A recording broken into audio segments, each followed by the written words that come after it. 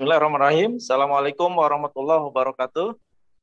Pemirsa, Waalaikumsalam. berjumpa kembali dengan kami di Jangan Salah Arah di channel Ahmad Nur Hidayat. Ya, seperti biasa kita akan membahas isu-isu terhangat di negeri kita yang tercinta ini. Dan kali ini kita akan mengangkat topik tentang kenaikan tarif cukai rokok ya. Tarif CHT yang rencananya akan dinaikkan tahun 2023-2024 sekitar 10%. Dan kita tahu bahwa rokok itu salah satu penyumbang penerimaan negara yang lumayan besar ya. Pada Januari sampai September 2022 aja itu penerimaan dari cukai ini mencapai 153 triliun. Ini luar biasa, sangat besar sekali. Ya, sebelum kita bahas lebih lanjut, kita saksikan dulu cuplikan video berikut ini. Silakan, host.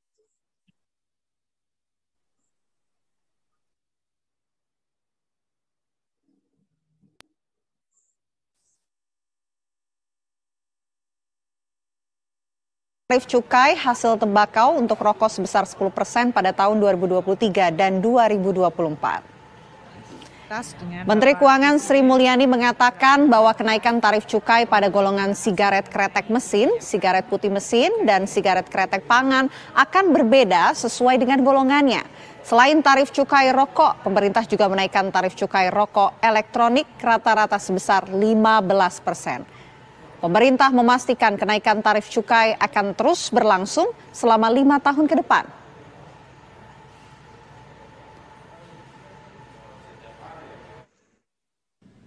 Presiden telah menyetujui untuk menaikkan cukai rokok sebesar 10% untuk tahun 2023 dan 2024.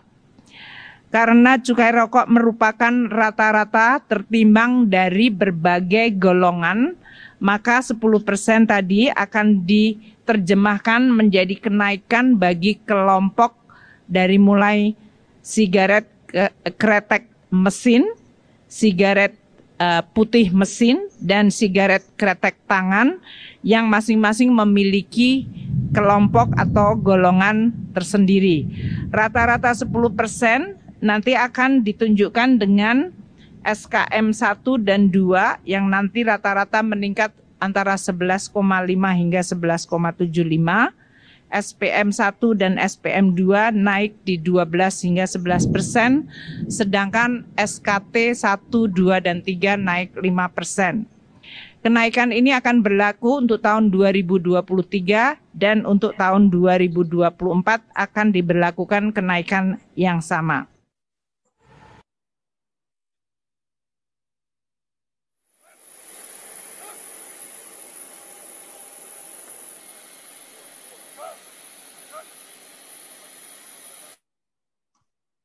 Ya, baik, itulah tadi cuplikan video mengenai kenaikan CHT ini. Dan seperti biasa, kita akan bahas dengan narasumber tetap kita, yaitu seorang ekonom dan pakar kebijakan publik, yaitu Bang Ahmad Nur Hidayat. Bang Ahmad Nur, gimana kabarnya, Bang? Sudah siap, Bang? Kabar saya baik, Bro Eko. Alhamdulillah, sudah sehat, sudah siap, insya Allah. Ya, baik. Kita langsung saja ya, Bang ya. Jadi kita sudah menyimak tadi tentang kenaikan cukai rokok ya. Dan ini tentu akan membawa dampak terhadap kenaikan harga rokok, di mana penikmat rokok ini malah sebagian besar itu dari kalangan miskin begitu ya. Nah, bagaimana mencermati ini, Bang? Kasihan ya rakyat Indonesia akhir-akhir ini ya. Kenapa baru saja dinaikkan BBM-nya sebesar 30% dari sebelumnya ya 6.500 menjadi 10.000 untuk Pertalite, dan itu kita terjadi pada bulan September ya. Dan inflasinya sudah mulai terasa, 1 bulan setelahnya ini sudah mulai terasa naik-naik semua. Kemudian ditambah lagi kebijakan menaikkan cukai rokok. Ya sampai 15%, karena kalau kita hitung rokok elektronik juga termasuk ya 15% maksimal gitu. Jadi rakyat kena 30% BBM, kena 15%. Ini kasihan saya katakan, kenapa? Karena mayoritas rakyat kita itu gajinya adalah atau UMR, di mana UMP atau UMR itu kenaikannya itu kecil sekali, hanya 1%. Sementara naiknya barang-barang termasuk rokok itu sudah tidak masuk akal sampai 15% gitu. Ini kan langsung naik itu harga rokok yang tadinya mungkin sekitar berapa, 12.000 ya, 20.000 ya, naik jadi 10% lah di total saja harga dari sekarang dengan harga tambahan 10%. Dan saya kira itu ada satu berita yang sangat menyedihkan buat rakyat kita, terutama rakyat miskin. Jadi BPS pada bulan Maret 2022 itu, Bro Eko, itu menyampaikan bahwa orang miskin itu jumlahnya 26 juta orang. 26 juta orang. Mereka dalam kategori itu adalah orang yang penghasilannya Rp502.000 per bulan. Rp502.000 ya rupiah per bulan itu mereka dihabiskan 75% untuk makanan. Ya, 375 ribuan. Sementara 25% ya itu digunakan untuk non makanan. Sekitar 131.000. Dan mereka itu ya 131.000 itu yang nggak bisa untuk apa istilahnya mengcover biaya rokok yang naik ya, yang kenaikannya dari 10 sampai 15%. Nah, saya kira ini menjadi satu apa ya istilahnya tambahan derita buat rakyat. Tetapi tambahan derita itu bukannya tidak disengaja, malah itu disengaja gitu loh, Bro, oleh kebijakan pemerintah. Jadi menambah derita rakyat tapi disengaja gitu. Pertanyaannya model pemerintahan macam mana yang seperti itu tega memberikan tambahan penderitaan kepada rakyat, dari hari makin ke hari itu semakin berat beban mereka. Dan saya kira ini akan menambah ketidakstabilan ya, baik itu ketidakstabilan ekonomi, ketidakstabilan sosial, dan juga bisa berdampak kepada ketidakstabilan politik.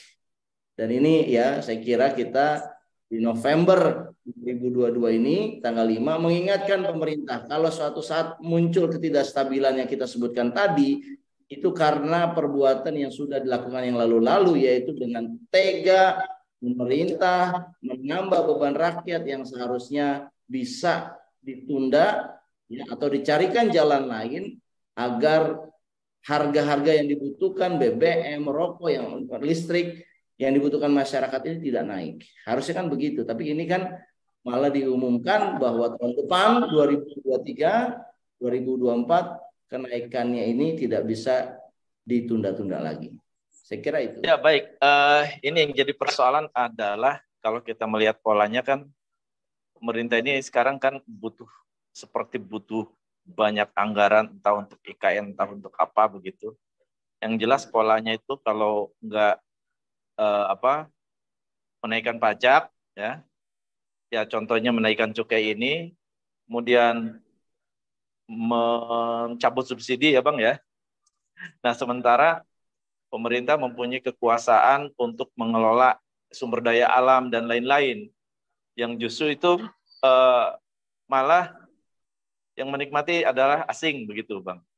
Nah ini untuk hal ini nih kira-kira apa dampaknya Bang? Kalau pendapatan negara memang besar, kemudian dampak terhadap kesehatan juga bagaimana Bang? Ini ada plus minus kan tentunya.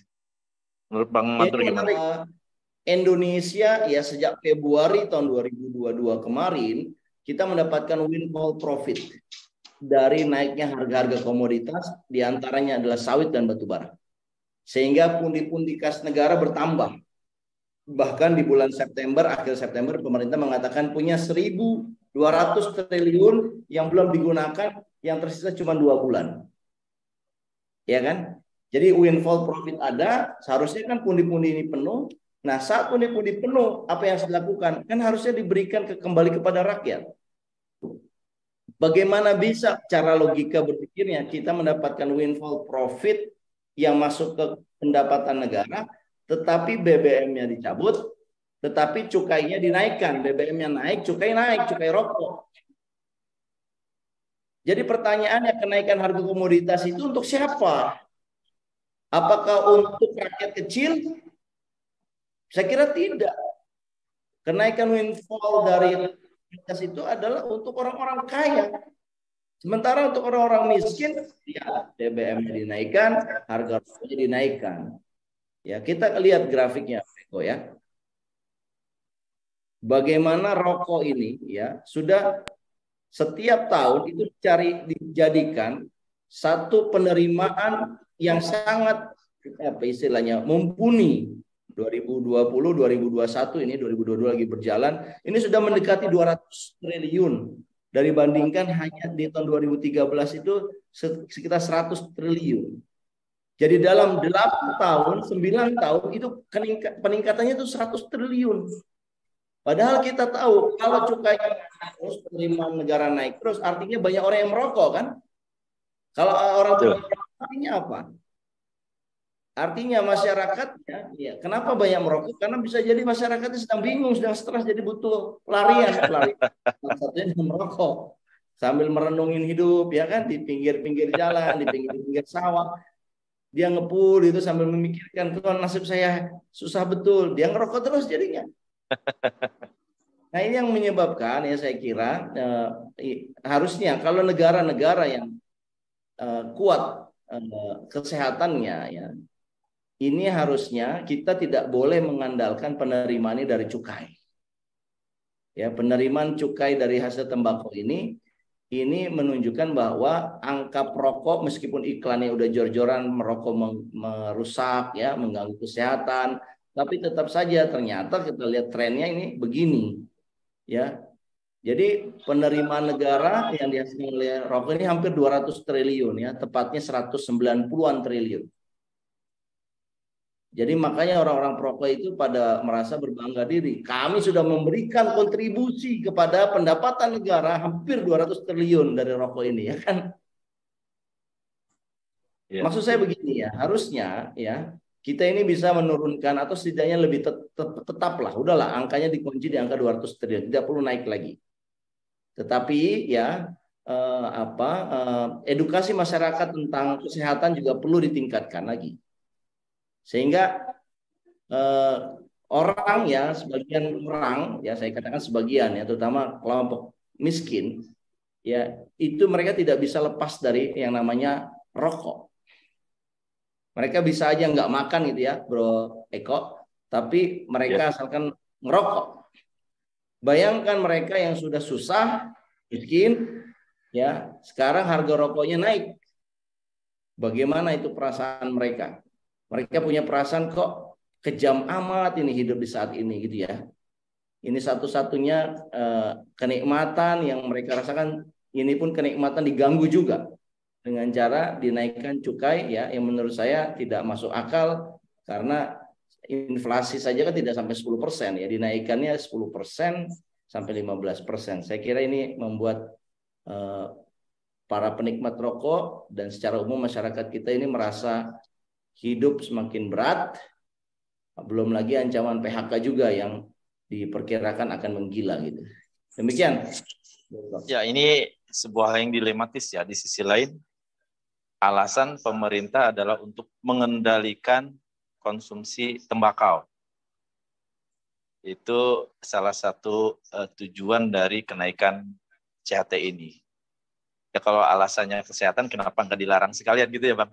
Ini agak ironis juga sebetulnya. Jadi kalau misalkan memang rokok ini masih dibutuhkan untuk pendapatan negara, ya udah tidak apa istilahnya, tidak perlu ada istilah seperti itu begitu. Sikapnya menggunakan standar ganda. Satu sisi mengatakan rokok ini merusak kesehatan. Tetapi sisi yang lain pendapatannya dari perokok diharapkan dinaikkan terus dalam rangka apa? Membiayai biaya pembangunan. Kan itu namanya dualisme ya. Bisa dibilang apa? Hipokrisi ya. Hipokrit. Ya, harusnya kalau mau tegas misalkan menjaga ya agar masyarakat sehat, agar public health kita tinggi, ya sekalian aja seperti di Singapura langsung dinaikkan menjadi angkanya Rp200.000 untuk satu bungkus. Ya kan? Tapi kan ini enggak. Narasinya bilang akan menjaga kesehatan publik, tetapi dengan alasan rokoknya dinaikkan. Tapi sesungguhnya alasan utama untuk menaikkan cukai itu adalah bukan untuk menjaga kesehatan publik, tetapi untuk memenuhi pundi-pundi penerimaan negara. Nah, pertanyaannya, kalau penerimaan negara itu sudah penuh, untuk apa? Apakah kembali kepada rakyat? Harusnya kembali kepada rakyat. Tapi ini akan digunakan untuk pembangunan IKN, akan digunakan untuk pembangunan infrastruktur yang tidak menguntungkan daya beli masyarakat. Disitulah kita mirisnya gitu. Kok kebijakannya jadi mengambil dari rakyat, tapi bukan dikembalikan kepada rakyat, malah hanya diperuntukkan untuk segelintir orang. Karena proyek-proyek besar ini kan proyek-proyek untuk segelintir orang, bukan untuk seluruh rakyat Indonesia. Saya kira demikian, Bro. Ya, ini yang sebuah hal yang ironis juga, bahwa industri rokok ini menyerap banyak tenaga kerja lokal tentunya ya Bang ya.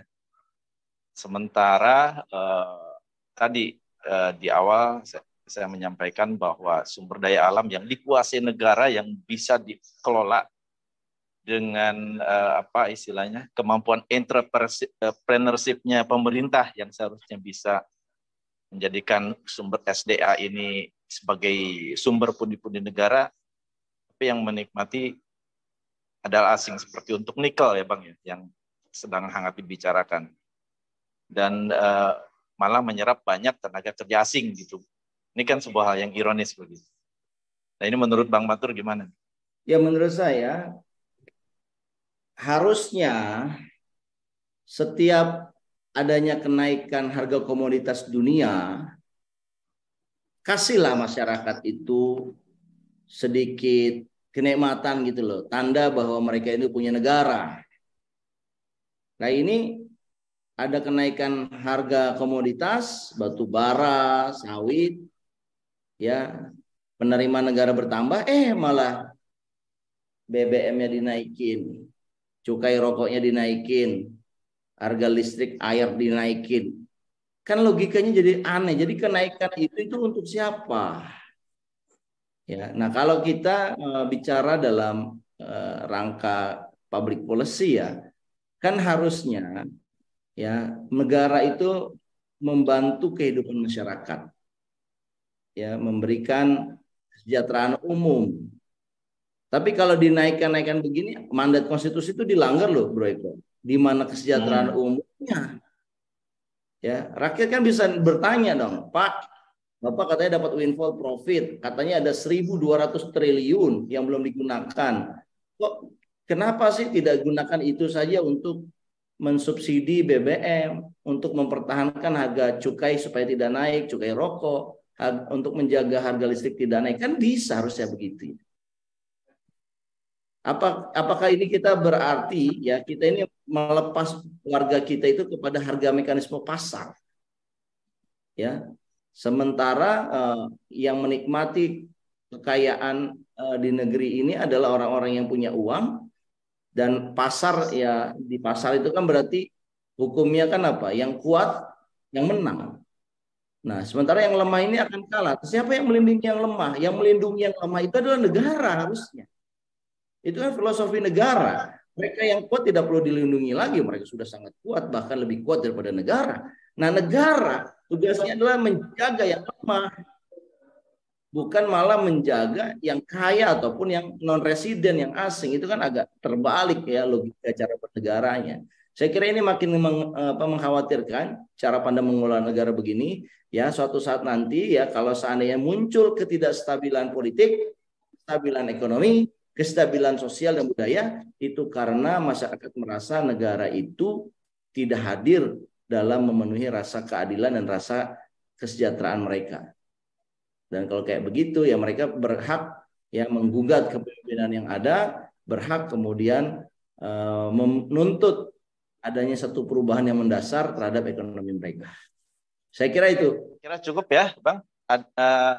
Cukup. Ya, saya kira ini pembahasan yang cukup menarik ya. Banyak sisi-sisi ironis yang sebetulnya harus menjadi bahan renungan bagi para pengelola negara ini. Dan semoga didengar ya Bang ya. Insya Allah harusnya didengar. Ya baik pemirsa, itulah tadi bincang-bincang mengenai kenaikan harga tarif cukai rokok yang akan naik tahun 2023, 2024 sebesar 10% ya. Dan ya seperti biasa jangan lupa untuk like, share, komen, dan subscribe channel Ahmad Nur Hidayat. Dan silakan komentar di bawah, berikan opininya, berikan sumbangsi pemikirannya, dan untuk memperkaya narasi di negeri kita ini. Terima kasih Bang Matur atas pencerahannya. Kita tutup dengan billahi taufik wal hidayah. Assalamualaikum warahmatullahi wabarakatuh. Sampai jumpa. Waalaikumsalam warahmatullahi wabarakatuh. Terima kasih Bro Eko. Sampai jumpa lagi.